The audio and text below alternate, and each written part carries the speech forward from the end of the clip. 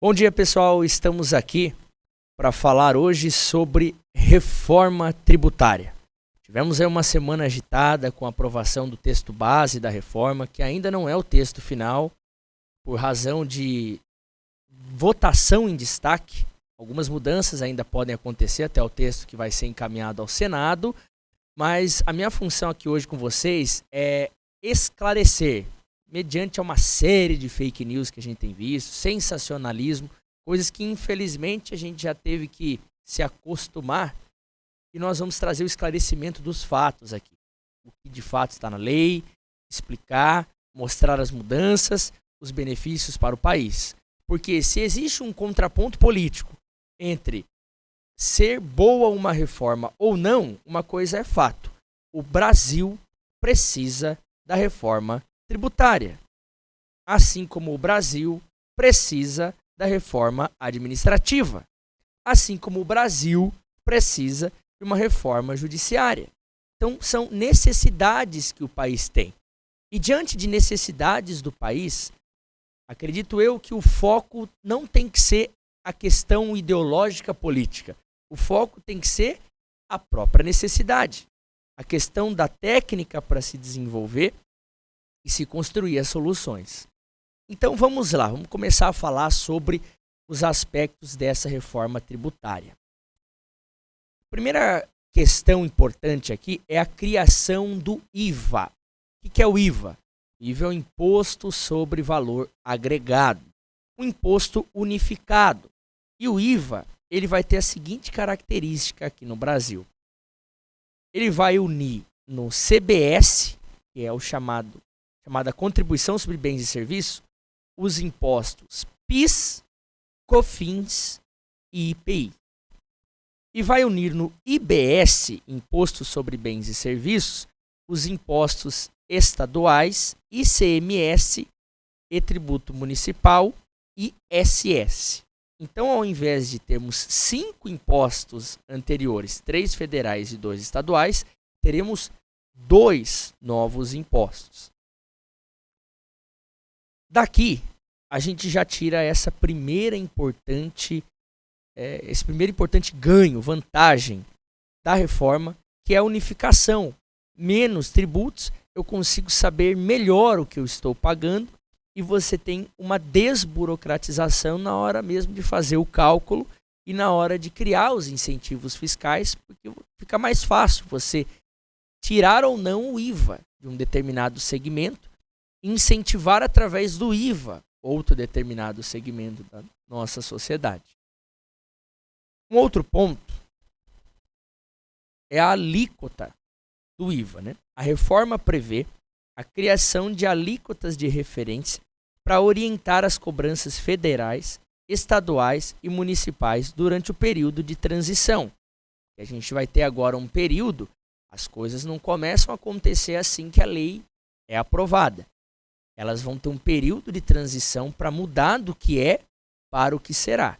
Inclusive, essa alíquota do IVA vai ser regulamentada por base de lei complementar, ou seja, vão ter que ser criadas mais leis para regulamentar. Então, se vocês assistirem algum tipo de vídeo que diz o IVA vai ser tanto, as coisas vão ser assim, vão ser assado, não é.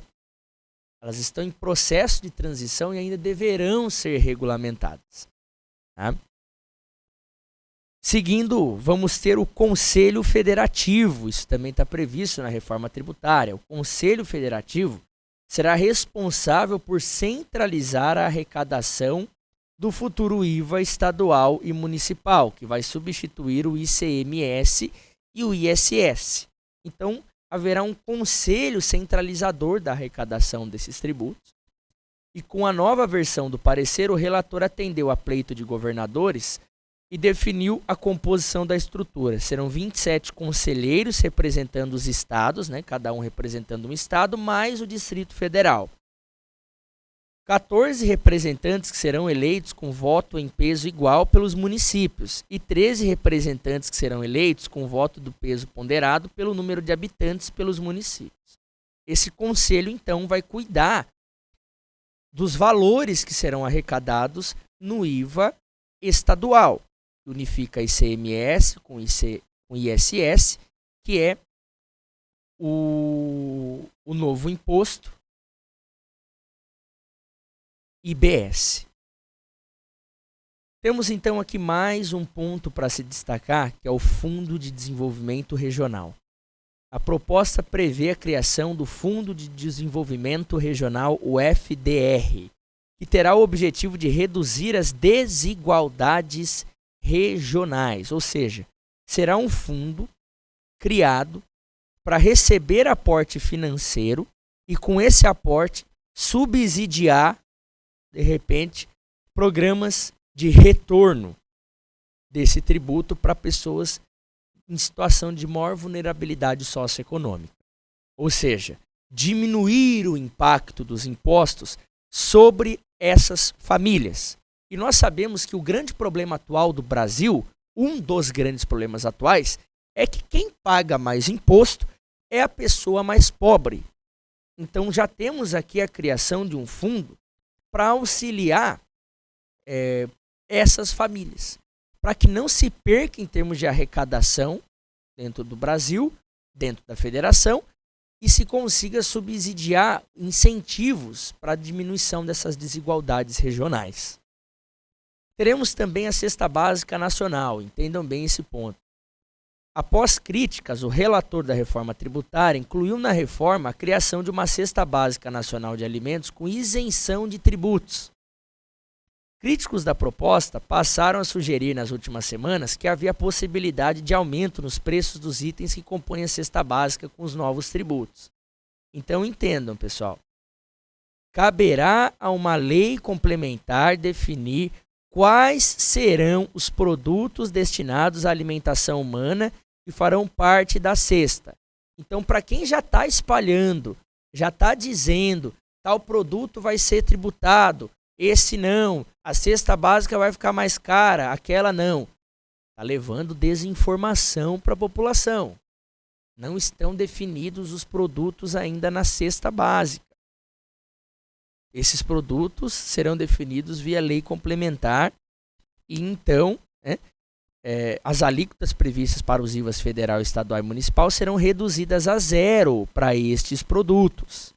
Não tem já o produto. Quem já está fazendo vídeo dizendo tal produto vai ficar mais caro, não é isso que está na lei aprovada. O cashback, essa é uma estrutura bem interessante. Quem já ouviu falar dos cashbacks quando você vai num posto de gasolina, compra alguma coisa, cartões de crédito, que é você efetuar uma compra e um percentual voltar para você. Essa ideia aparece aqui também dentro da reforma tributária. Então, atualmente, a Constituição prevê a desoneração de bens considerados essenciais. O mecanismo ele prevê a devolução de impostos para um público determinado com o objetivo de reduzir as desigualdades de renda. E o Fundo de Desenvolvimento Regional criado para atenuar esses impactos, por exemplo, aqui do cashback.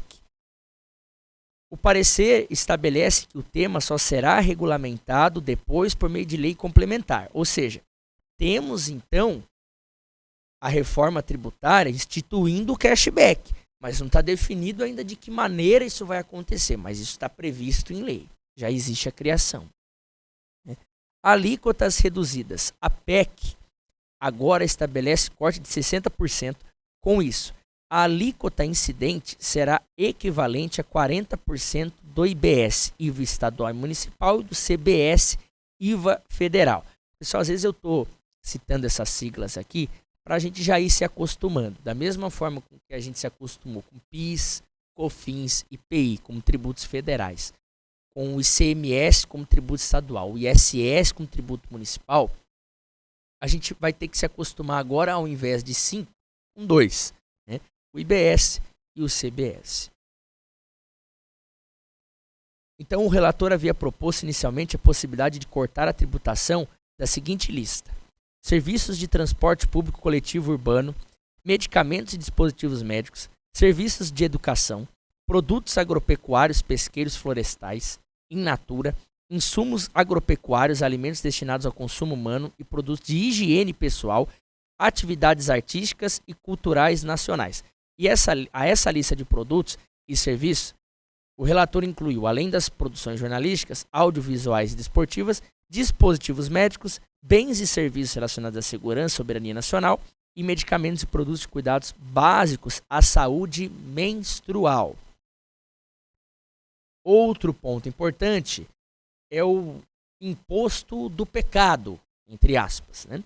Criação de um imposto seletivo de competência federal sobre bens e serviços prejudiciais à saúde e ao meio ambiente, como cigarros e bebidas alcoólicas. Os detalhes da cobrança e dos produtos que serão desestimulados pelo imposto serão definidos posteriormente.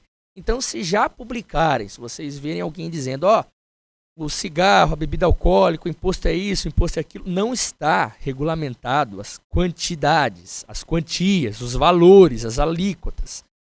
Apenas incluído que haverá esse imposto, né? Existe a possibilidade dele acontecer para desestimular produtos que danifiquem a saúde do ser humano, produtos que de certa forma danifiquem o meio ambiente. E nós vamos entender isso aqui ao longo do texto. Isenções. O parecer estabelece a possibilidade de isentar a cobrança dos IVAs sobre uma série de bens e tributos. As decisões serão tomadas via lei complementar. Ou seja, nenhuma isenção ainda foi tomada em vias de fato. Foi criada a autorização para isentar.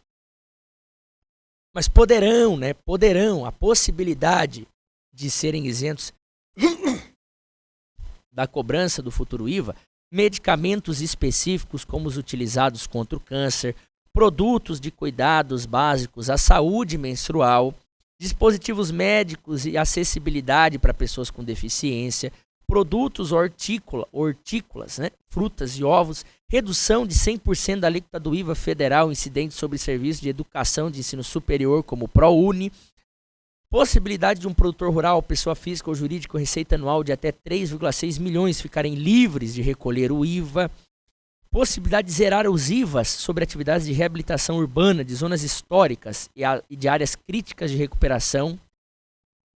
Vamos agora para a tributação da renda e do patrimônio. O pessoal comentando, houve criação de IPVA, Oswaldo? Houve criação do IPVA para jatinhos, iates e lanchas.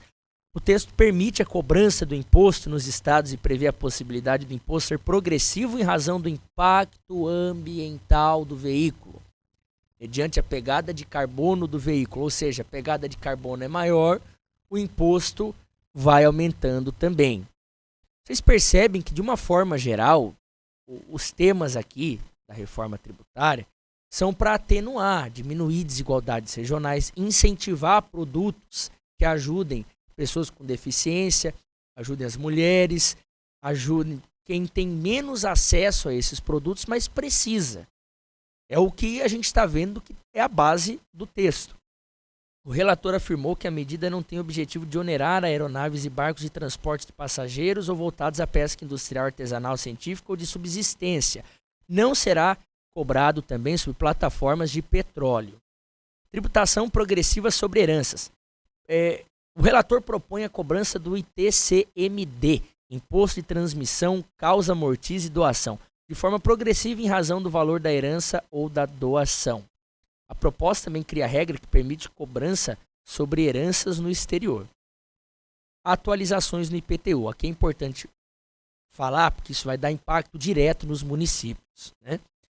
Propõe-se a autorização para que prefeituras atualizem a base de cálculo do IPTU por meio de decreto, o que facilitaria até para as prefeituras atualizarem base de cálculo de IPTU sem que o texto passe exatamente pelas câmaras municipais.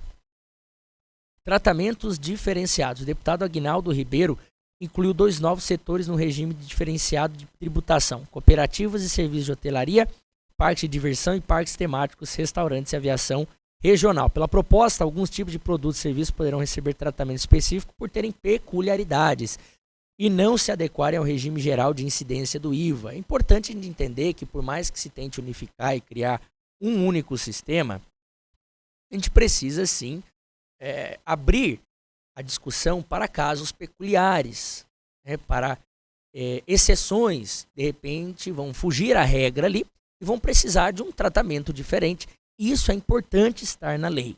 Né? Temos também aqui Fundo de Compensação de Benefícios Fiscais, né, para compensar benefícios fiscais já concedidos hoje, que estão garantidos até 2032. Então, a duração desse fundo vai de 2025 a 2032. Fundo de Sustentabilidade e Diversificação Econômica do Amazonas. Né? A lei complementar que vai instituir o fundo deverá estabelecer o montante mínimo de aporte anual de recursos e os critérios de reajuste. Contribuição para a infraestrutura.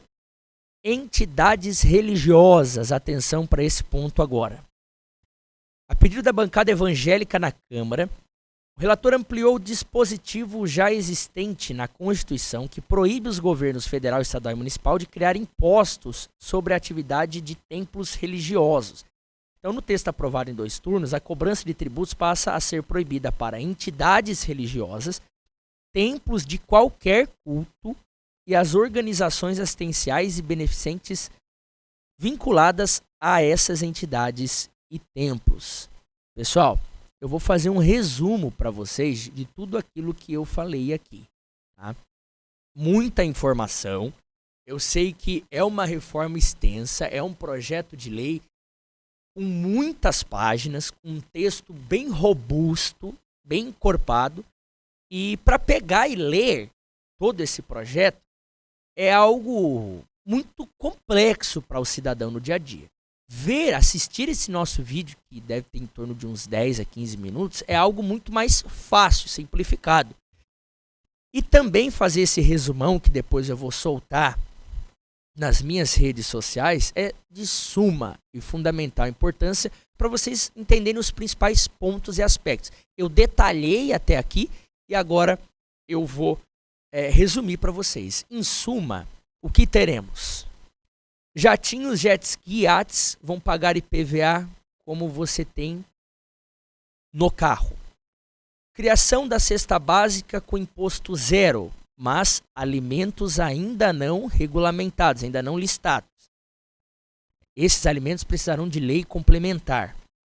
Cashback para a população de menor renda, ou seja, ajudar a população de menor renda a pagar menos imposto, a ter o peso do imposto reduzido sobre a sua renda. E a criação de fundo de desenvolvimento regional e outros fundos para ajudar a atenuar o impacto de futuros incentivos nesse sentido. Simplificação do imposto para micro e pequenas empresas. Teremos, ao invés de 5 impostos, 2 impostos. Certo? Já falamos sobre isso hoje. O CBS unindo PIS, COFINS e IPI. E o IBS unindo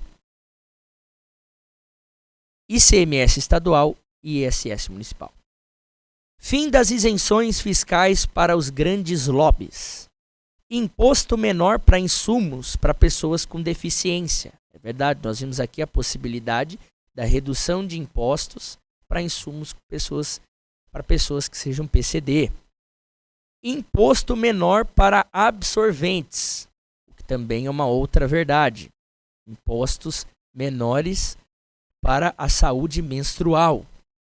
Imposto detalhado na nota fiscal. Qual a importância dessa informação? É você ter transparência do que você está pagando, saber exatamente o que você está pagando, quanto você está sendo tributado. Né? Simplificação, desburocratização do sistema tributário. Menos impostos para saúde, educação e transporte público. Nós também notamos isso aqui na leitura mais detalhada de aspectos desse texto da reforma tributária. Pessoal, então, novamente eu quero falar o que nós falamos no início.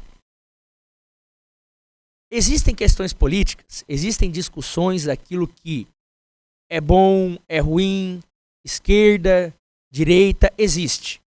Mas uma coisa é fato e nós não podemos ignorar. O Brasil precisa de reformas. O nosso país precisa se atualizar.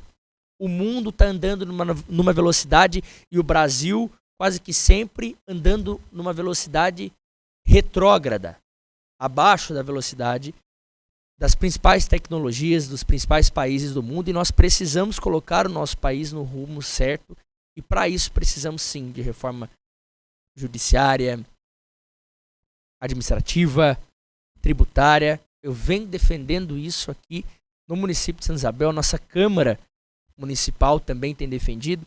Então eu fico feliz pelo fato de projetos como esse estarem sendo pauta no Congresso Nacional, estarem saindo do papel e nós aqui com a função legislativa e representativa levar explicações para vocês que estão em casa. Assim nós concluímos esse vídeo, um vídeo de edição especial falando sobre reforma tributária, detalhamento e resumo para todos vocês. Um grande abraço, fiquem com Deus, bom final de semana, boas festas aqui em Santa Isabel, até a próxima.